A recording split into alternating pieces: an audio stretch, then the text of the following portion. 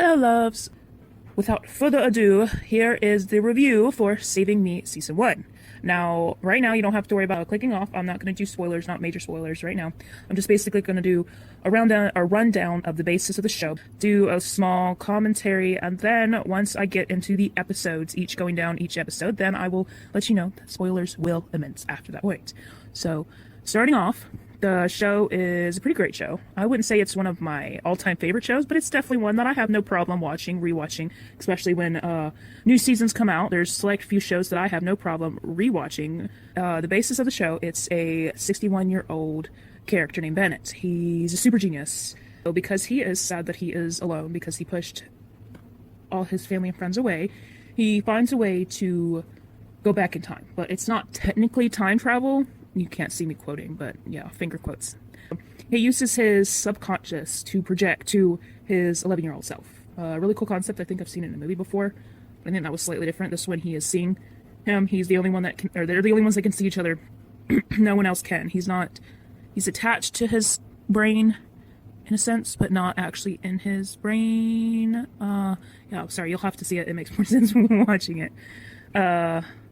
So he goes from being a super genius to being the most powerful man alive. Show's words, not mine. It kind of largely hints at that he drove everyone away. And even some points, it kind of hints at that there was like a major event that like finally pushed everyone over the edge of just not wanting to deal with him. Now that is the main plot, him trying to teach his younger self to be a better person. Each episode focusing on a specific thing he's trying to teach himself to overcome or just to better. There is a B plot as well. This one's not really too much of a spoilers. I'm not gonna go into details of it, but there's a super soldier that works in the background of things.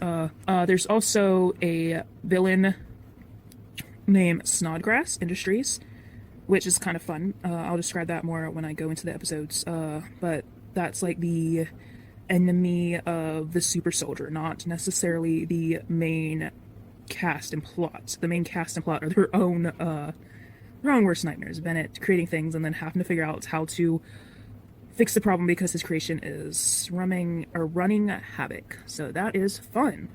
Now to the review points. Now that I did a quick summary. So is there foul language or phrases? No, not really. I didn't really pin anything. There was one or two times that they said the word morons, and I think that's as harsh as they get. They kind of use child-friendly bad language, if that makes sense, like using what a child would say instead of curse words or just mean words. There is no magic, so that's one that I'm glad. It is sci-fi, so it does hint at aliens and alien inventions, but that's more so towards the end of this season. And if I'm not mistaken, I think that they hint at the second season bringing that more into, so I think that's going to be fun. It is pretty entertaining, so that checks off the entertainment plot, or the point. I think it's kind of like a wholesome Rick and Morty. I'm probably going to get a lot of criticism for that, but I loved Rick and Morty, and I still really enjoy it, but I no longer watch it because conviction matters. It's just too much adult, inappropriate content, which is understandable for the show. I understand that it's not aimed for kids or Christians or stuff like that, so I get it. I'm not complaining. I'm saying as far as in me cutting that show out of my life, this definitely hits enough of that spot to where I'm not completely devastated that I no longer can watch Rick and Morty. This is kind of like hits that whole thing. There is adult humor, but not inappropriate adult humor. There are, I think I caught a joke here and there that was more so not inappropriate. It was more so an adult would understand it more than a kid would, or just more so like, you know, how some shows say things just more so for the adult watching because they know that a family is going to watch it or adult having to watch it with a kid. So there was that. So yeah, that was nothing that I had to worry about. And is it Ollie approved? Yes, it is Ollie approved. So basically all these points are yes. I would recommend this show to watch. Yes, have no problem with that. I love how the characters, each character feels like their own kind of person. Sometimes it might seem like they're just there for the plot, but they do have their own connections and bonds, and how they bounce off of each other is really cool. I especially love Eddie and Sophie. They are by far my favorite in the show, and especially when they are together and their own little duo, like hilarious. I enjoy the banter between Bennett and his older self. That is hilarious. And with him and other characters, especially his siblings, they look and act like actual siblings. So that is funny. And the way they weave the B plot into most of or the series, I think it's done pretty well. Most of the time, like I like when I like B plots. I think those are always fun, especially when they're completely separate but connected at the same time. I feel like that was a very complicated way of explaining it. I have to say that if you enjoy cartoons, I think this would definitely be one to check out. Like especially if it's like I said, if you're looking for a good cartoon that you can watch. Now, I wouldn't say necessarily this is a Christian cartoon because there is no, I don't think there's any mention of God or anything, but the plus side is that there's no mention of no God, if that makes sense. Okay, so now is officially time. Spoilers, spoilers. If you do not want spoilers and you want to go check out the show for yourself, then go ahead and pop off and go watch it. You can come back or not, but yes, at this point on, there will be spoilers. I will be running down each and every episode of season 1. So I will give you a second. Okay, you gone? Is the segment over? Okay, episode 1. Okay, so episode 1, the summary is basically pretty simple because it's basically just creating the whole thing and trying to explain things as far as in how this show's gonna go move forward. It is basically his older self comes back to his younger self, and the episode is specifically trying to better his relationship with his younger sister, or more so him learning to consider and validate his sister's fears and feelings, because she's scared of some noises that she's hearing in her room, and he brushes her off at the first point, and she is still terrified. So his older self comes back like, hey, not cool, dude, not cool. Like, your sister was definitely scared. How about we figure that out and show that, you know, you care. So in his way of trying to make things better, he makes a helmet that turns off fear, which, yeah, that seems like a cool idea until it backfires. And yeah, his sister becomes a fearless vigilante where she has no fear no longer, and she will defeat any kind of villain come through her path. And that's pretty epic and funny. So him trying to save his sister because she no longer is fearful of anything, and he's like, yeah, maybe this is a little step too far. He follows her, and they get caught in the middle of a robbery, so that's fun. Sister, no fear, in the middle of a robbery, and she popping off to them villains like, I ain't afraid of you, I ain't afraid of no man. So they have to find a way to get out unharmed. He does manage to take the helmet off, and then she's like, oh, what is going on? Why are we in the middle of this? So that's funny. They do manage to get out.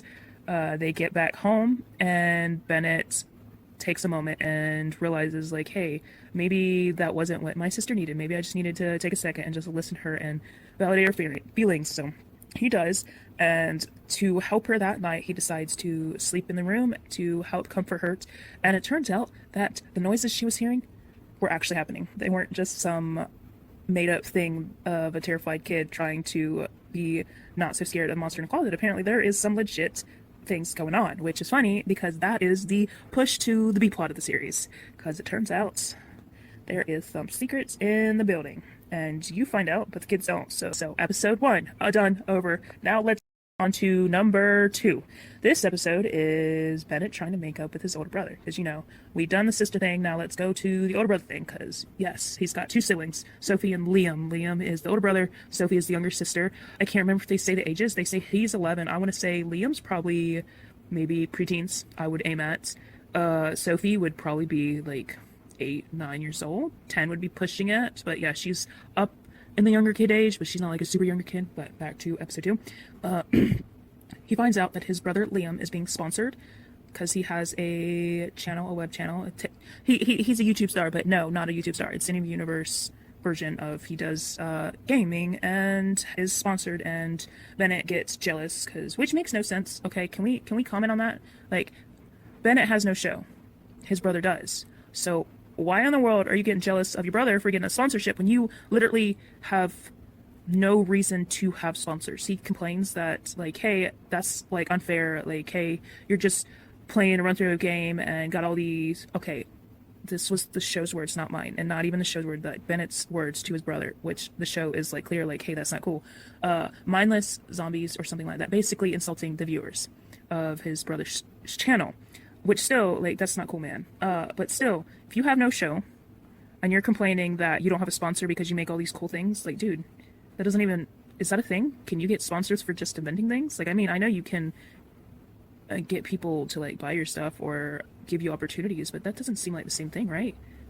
I don't know. Back to the show. Sorry. He's jealous of his brother because his brother has sponsorship and he doesn't, even though he has no reason to have sponsorship as far as in streaming service goes or anything like, or not streaming. You get what I'm saying. Sorry.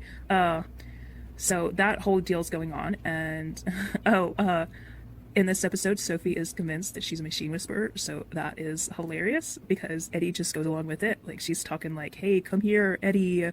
Like she thinks she can control machines, and just Eddie just shrugs his shoulder like, "Okay, I'll listen to you because why not?" So that's hilarious. Super sweet. It goes through the whole episode like that. But older Bennett comes back and like, "Hey, let's be nice to our brother because." You don't want to do what I did because that just caused a whole lot of mayhem. Like I know what you're thinking. Let's not do it. Let's instead of playing a prank, let's do something nice for him because why not? Let's try to be nice to our older brother and see what happens.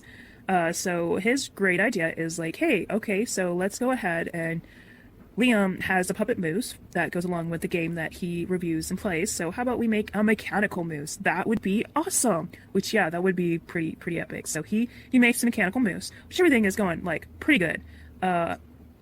Programs the moose to do different things related to the game and not, and so that's cool. And he gives it to his brother, and his brother's like, "Oh, this is pretty epic." But sponsorship time comes, and he goes to drink a drink. So does the bot, and of course, this makes no sense when I come back to it in a second. So let's keep going, and then I'll explain why it makes no sense. So the moose drinks the drink, and then of course, oh, robot, you aren't supposed to get wet, so malfunction. And then even worse, the robot is indestructible.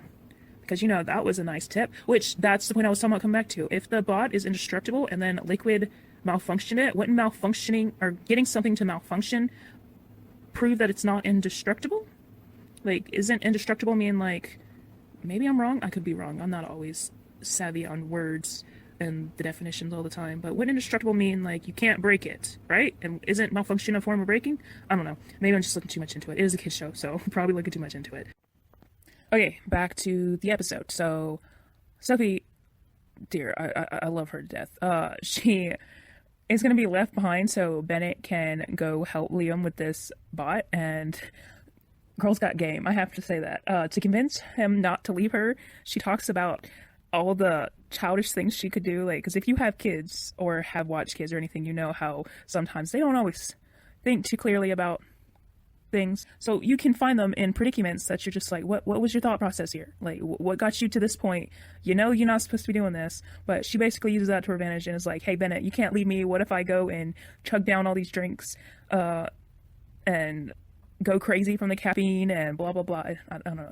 You have to see it. It's funny when you're watching it. I'm not explaining it well enough, but needless to say, she convinces Bennett to take her with him, and so they go off to try to find Liam and try to take down this indestructible bot. And I just thought it was funny. But Liam ends up battling the bot. They end up stopping it, of course, because that's how basically every episode's going to be. But I'm not going to complain. Plot's got to come from somewhere. So in the end, Liam takes it down, like gets filmed doing some like not karate moves. I know they're not karate moves. I can't remember what it is, but he's basically doing some like ninja moves, some like definite battle moves, and his channel booms after that because they're like, hey, this is cool. This dude's battling a bot. I'm gonna watch him. And so Bennett ends up finding like some new respect for his brother, and it's sweet. At the end, he ends up making a little video to post on his brother's channel to be like, hey, my brother's pretty cool. Like, I might be super smart, but he's not half bad himself. And it's like cute and sweet in his little Bennett way. So that's episode 2.